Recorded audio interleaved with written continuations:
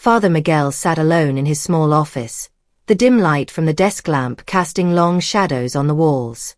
The steady hum of the monitors was the only sound breaking the silence.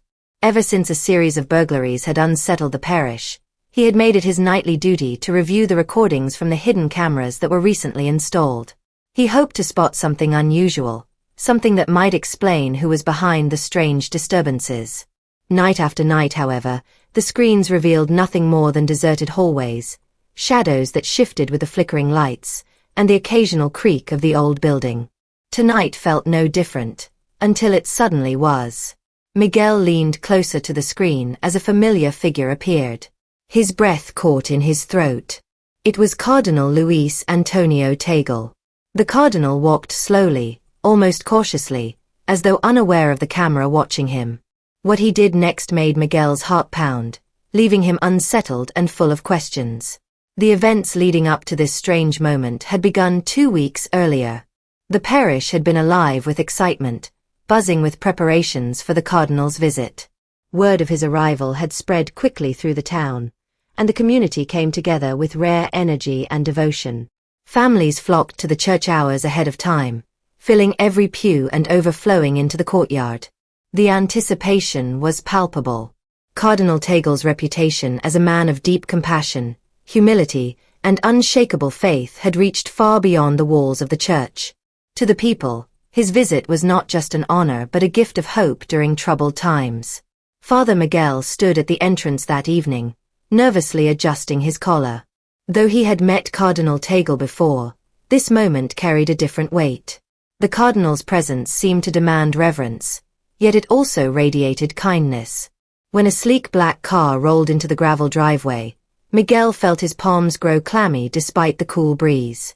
As soon as the cardinal stepped out, he greeted everyone with a warm smile and a slight bow that instantly eased the tension in the air. "Your Eminence," Miguel said with a deep bow, his voice catching slightly. The cardinal's serene manner put everyone at ease. For a community burdened by recent worries, his arrival felt like a balm, renewing hope and giving people a sense of unity that had been fading. Inside, the church glowed with candles as the cardinal moved among the people. He shook hands, blessed children, and spoke to each person with genuine interest. Miguel, standing at a distance, could not help but admire his humility. Despite his rank, Tagle carried himself like a servant, not a leader above others. His charisma and grace were undeniable. But amidst the joy, Miguel noticed something strange. Clara, the church housekeeper, stood quietly near the sacristy. Normally calm and gentle, she seemed unusually tense, her hands clasped tightly in front of her. Her eyes darted toward the cardinal over and over, as though she was waiting for a private moment. When Cardinal Tagle finally approached her, she stepped forward quickly and whispered something in his ear. Miguel could not hear the words, but he saw the cardinal nod silently, his face unreadable. Without another word, Clara turned and slipped away, her face pale and troubled. The interaction unsettled Miguel. He tried to dismiss it, telling himself Clara was only nervous from the importance of the day. But the unease lingered in the back of his mind, refusing to fade. That night, long after the crowds had left and the church had fallen into silence, Miguel prepared to rest. Just as he was drifting to sleep, his phone buzzed on the nightstand. Groggy, he reached for it and saw the caller ID, the security company. His stomach tightened. After weeks of dull, uneventful footage, a late-night call could only mean something serious. "Father Miguel," the operator said quickly, "we've detected unusual activity on the premises. You'll want to review the recording from camera 3, near the east corridor." Miguel's heart thudded as he pulled on his clothes and hurried through the darkened halls of the church. The air was heavy with silence, broken only by the sound of his footsteps echoing against the stone. Stained glass windows glowed faintly under the moonlight, casting colorful patches on the floor. Reaching the small office where the security system was set up, he sat down in front of the monitors and navigated to the footage the operator had mentioned. At first, the recording showed nothing unusual, just the empty east corridor stretching into shadows. But Miguel's hands trembled as he leaned closer, waiting for whatever was to come next.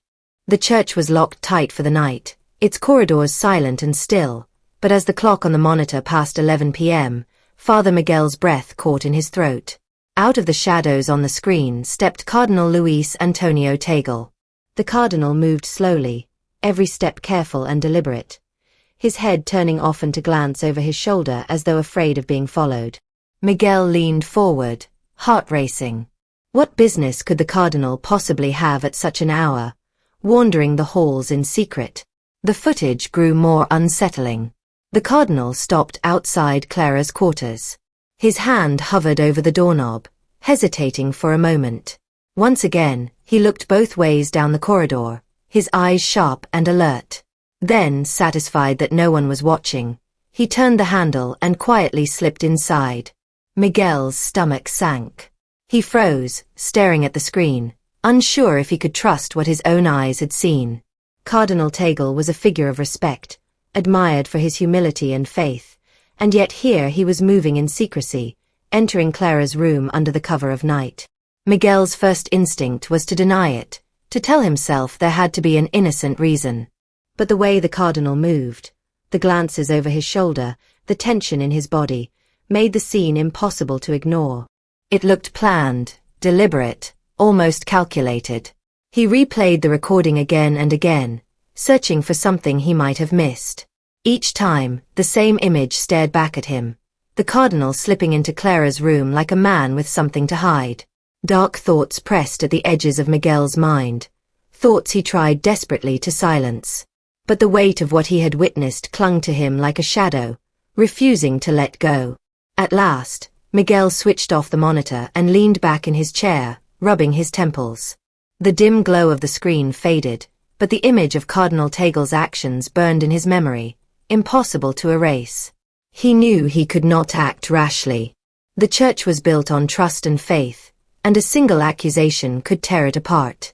For now, he resolved to stay quiet, to watch more closely, and to gather more proof before deciding what to do.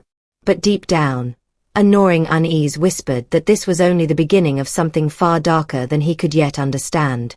When Miguel finally left the office, the corridors felt different, heavier somehow.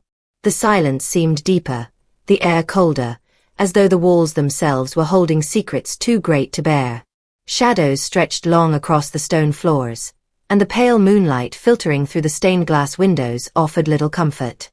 His footsteps echoed faintly as he walked back to his quarters, his mind racing. Had he misinterpreted what he saw? Or had he just uncovered something that might shatter the fragile trust of the parish? By morning, the church was alive again, but the usual warmth of prayer and greeting was replaced by something else. Hushed whispers, stolen glances, voices lowered to secrecy. Miguel's fears proved true. Despite his silence, word had somehow spread. "I heard he was seen near Clara's quarters," one woman whispered in the courtyard. "Surely it's nothing," another replied, though the doubt in her voice was clear. "Cardinal Tagle is a man of God. There must be an explanation." But not everyone shared that faith. From nearby came a gruff voice. "A man is a man. Clergy or not, secrecy breeds suspicion." The words hung in the air like smoke, staining the morning sunlight. Miguel felt the tension in the parish thickening, and he knew that whatever was happening was far from over. Cardinal Tagle's expression didn't change. His eyes, calm and steady, remained fixed on Miguel, as though he had been waiting for these words. The silence stretched, pressing down on Miguel's chest until it became almost unbearable. Finally, the cardinal spoke, his tone even, almost soothing. "Father Miguel," he said softly, "I see the burden in your eyes. You believe you have uncovered something dark, something shameful. But I assure you, appearances can mislead, especially when seen through the cold, unfeeling lens of a machine." Miguel's breath trembled. "Then explain it, Your Eminence. Help me understand."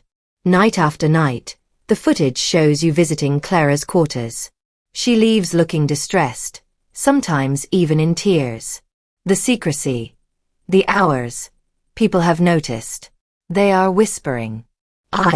I cannot remain silent any longer." For the first time, A shadow flickered across the cardinal's face. He clasped his hands together, resting them gently on the table between them. Clara, he said at last, is carrying a burden heavier than most could endure. Her tears are not because of me, but because of what life has demanded of her. She came to me in confidence, and I, bound by my vows, chose to tend to her quietly, so as not to expose her pain to the eyes of the curious. The night offers privacy that daylight cannot. Miguel's heart wavered. The explanation sounded reasonable, yet something in the cardinal's manner kept him unsettled. But why so secretive? Miguel pressed. Why avoid the light of day? Why not allow others to see the care you are offering, if your intentions are pure?